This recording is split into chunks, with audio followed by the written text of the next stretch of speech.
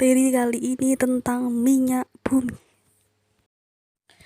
Dalam kehidupan sehari-hari, sering kita temui berbagai macam hasil dari pengolahan minyak bumi.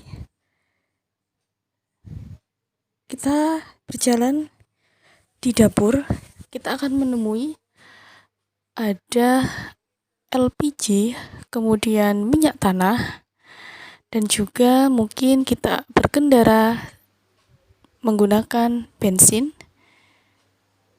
Kemudian saat mati listrik itu menggunakan lilin. Nah, itu merupakan contoh-contoh dari hasil pengolahan minyak bumi.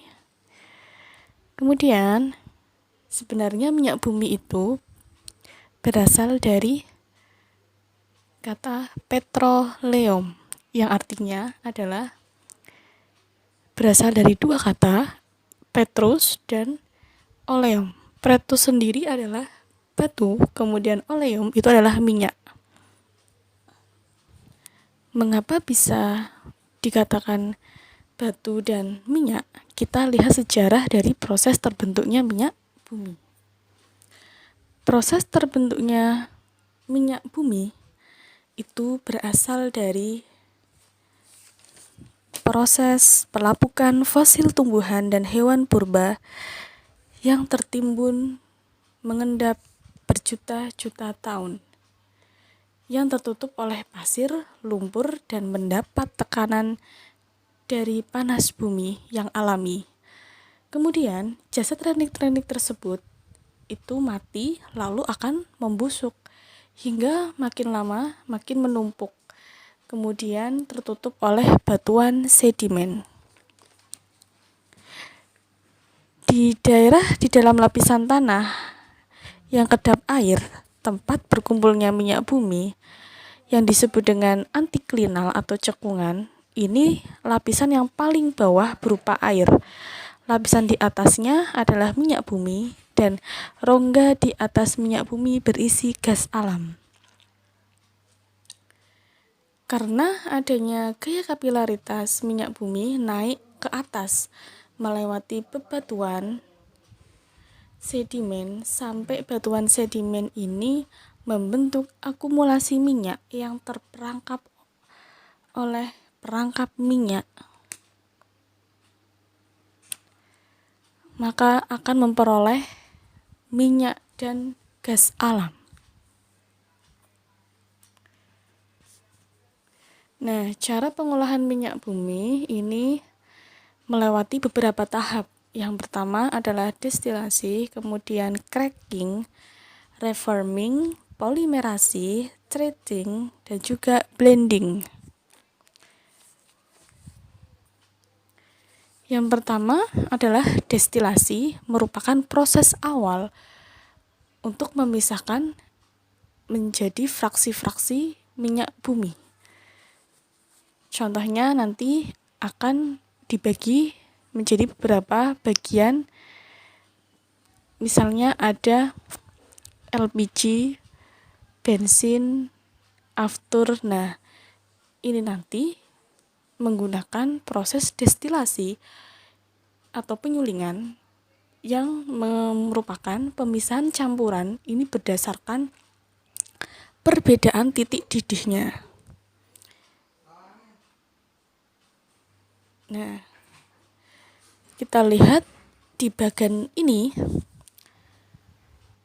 Berikut saya gambarkan di sini ada bagian mengenai proses destilasi untuk memperoleh bagian-bagian fraksi minyak bumi. Jadi nanti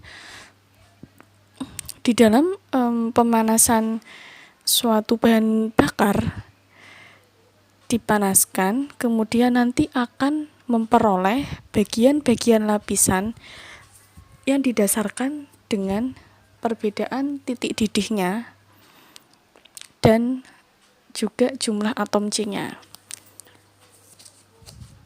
Suhu yang paling panas itu pasti letaknya ada di dasar. Ini menghasilkan suhu paling panas, yaitu lebih dari 350 derajat Celcius dengan C lebih dari 70. Ini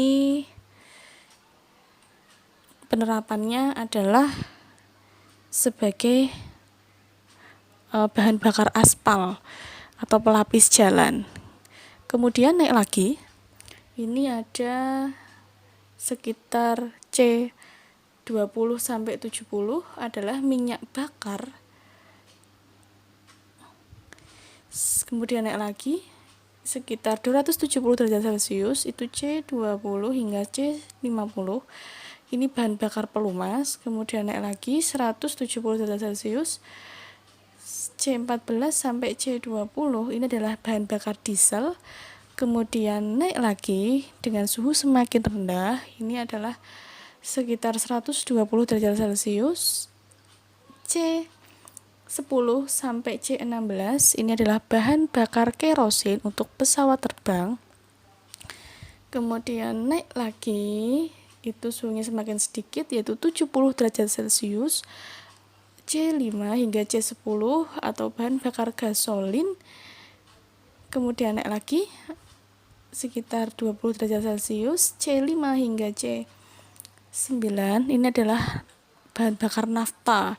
Nah, yang terakhir pasti menghasilkan gas. Gas di sinilah yang paling suhunya rendah, yaitu sekitar di bawah 20 derajat Celcius. Contohnya adalah gas LPG. Jadi semakin dalam tangki pembakaran, semakin suhunya semakin naik ke atas, itu suhunya semakin rendah. Dan atom C-nya pun juga semakin rendah. Seperti itu. Kemudian langkah yang kedua yaitu adalah cracking. Cracking di sini adalah penguraian atau pemisahan molekul-molekul senyawa hidrokarbon yang besar molekulnya itu menjadi molekul yang lebih kecil. Jadi contohnya adalah kita mengubah solar atau minyak tanah atau kerosin menjadi bensin. Nah, contoh-contoh senyawanya kalau dalam hidrokarbon adalah seperti berikut. Ada N-propana, CH3, CH2, CH3 ini bisa dipecah menjadi molekul yang lebih kecil, yaitu terdiri dari apa? Terdiri dari H2 plus C3H6. Kemudian juga bisa berubah menjadi CH4 dan C2H4. Kemudian ada lagi CH3, CH2, CH2, CH3. Ini juga bisa kita ubah menjadi molekul kecil, yaitu H2 ditambah C4H5, CH4 ditambah C3H6, kemudian C2H6 ditambah C2H6. Tahap berikutnya yaitu reforming, yaitu pengubahan bentuk molekul bensin yang bermutu kurang baik, yang mana rantainya berkarbon lurus, menjadi bensin yang mutunya baik, yaitu rantai karbon bercabang. Aslinya ini memang rumus molekulnya itu sama, tetapi strukturnya itu berbeda atau disebut dengan isomerisasi. Nah, reforming ini dalam prakteknya itu menggunakan katalis dan pemanasan. Contoh struktur hidrokarbonnya misalkan adalah N-butana. Ini kita bisa merubah dari rantainya lurus N-butana itu menjadi rantai yang bercabang atau isomerisasi, yaitu menjadi 2-metilpropana. Kemudian yang keempat, ini tahap polimerisasi, yaitu penggabungan molekul-molekul kecil menjadi molekul yang besar. Jadi kebalikannya cracking ya. Misalnya adalah penggabungan senyawa isobutena dengan senyawa isobutana yang menghasilkan bensin berkualitas tinggi, yaitu isooktana. Jadi contohnya seperti yang ada di bawah ini, ada isobutena. Ketika ditambah dengan isobutana nanti akan menghasilkan isooktana atau 2,2,3 trimetilpentana. Kemudian yang kelima yaitu proses treating, yaitu pemurnian minyak bumi dengan cara menghilangkan pengotor-pengotornya. Pemurnian minyak bumi dengan cara menghilangkan pengotor-pengotornya dengan cara ada dua cara, yaitu copper sweetening dan doctor treating adalah proses menghilangkan pengotor yang dapat menimbulkan bau yang tidak sedap. Kemudian acid treatment adalah proses penghilangan lumpur dan perbaikan warna. Dan yang ketiga adalah desulfing, adalah proses penghilangan unsur belerang. Jadi pengotornya di sini ada bau, warna lumpur, kemudian ada unsur belerangnya. Nah, yang terakhir ini ketika sudah murni, lalu kemudian kita bisa melakukan peningkatan kualitas produk yang siap pakai dengan penambahan bahan-bahan aktif. Blending atau pencampuran merupakan tahap akhir atau pengolahan minyak bumi. Pada tahap ini minyak bumi yang dihasilkan dicampurkan dengan suatu zat adiktif tertentu. Agar apa? Kualitasnya yang dihasilkan ini sesuai yang diinginkan. Bahan aktif untuk meningkatkan mutu bensin ya contohnya adalah TEL dan juga ada MTBE. Itu contohnya pada bensin. Nah,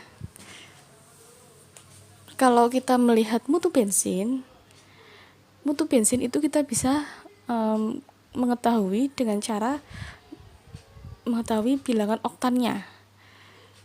Nilai oktan ini adalah ukuran mutu kualitas bensin yang dikaitkan dengan jumlah ketukan yang ditimbulkan. Semakin banyak ketukan, maka semakin banyak jelaga atau kandungan karbonnya, maka semakin rendah nilai oktannya. Saya contohkan salah satu dari bensin yaitu premium. Premium ini memiliki nilai oktan 88, yang artinya bensin ini memang terdiri dari kandungan isooktana dan juga N-heptana. Nah, pada premium yang mempunyai nilai oktan 88, artinya premium ini memiliki campuran yang setara dengan 88% isooktana dan 12% N-heptana.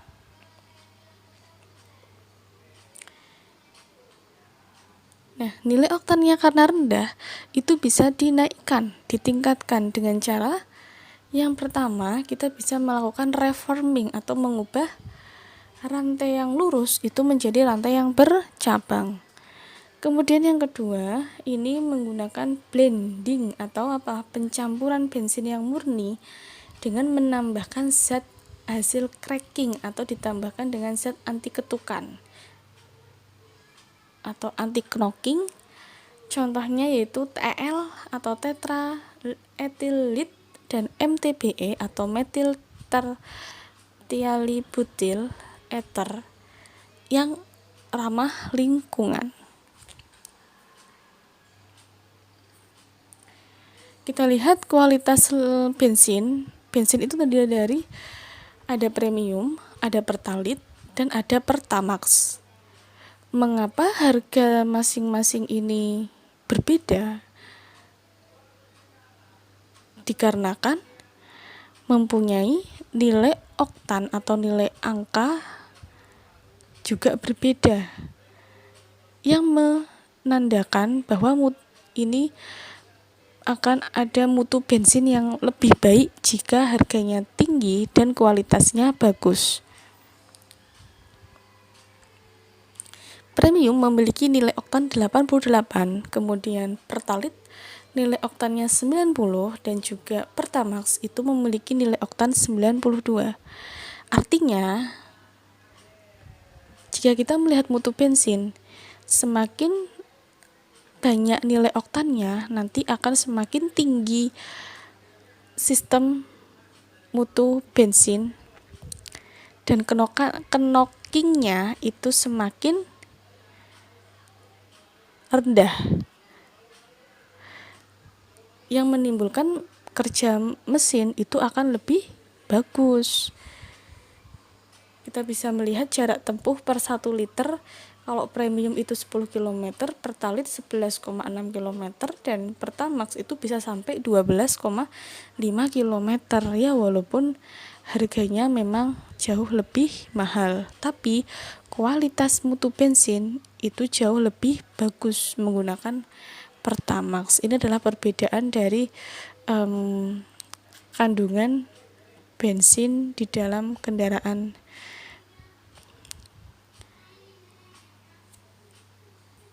Yang terakhir kita membahas mengenai pembakaran sempurna dan tidak sempurna.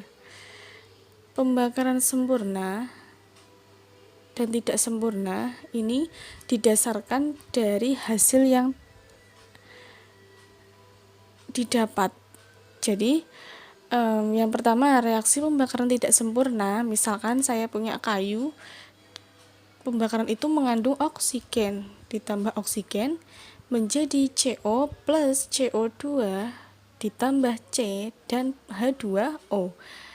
Di hasil ini, pembakaran tidak sempurna pasti mengandung jelaga atau arang atau karbon. Nah, bedanya dengan pembakaran sempurna itu saya contohkan ada C3H8 ditambah oksigen akan menghasilkan karbon dioksida dan air.